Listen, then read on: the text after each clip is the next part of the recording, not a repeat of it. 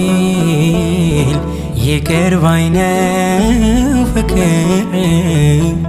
ምሕረት ከቦት በሰማያት ሚኖር እያመመው አባቱን እየጠራ አይቻለው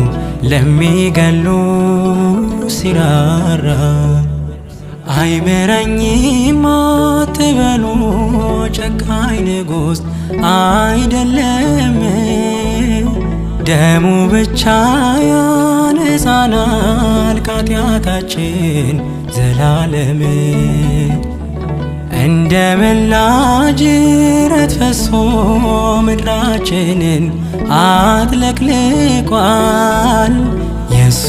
ምሕረት ኃይል ሆኖት ስንቱ ከሞት አፈትልቋል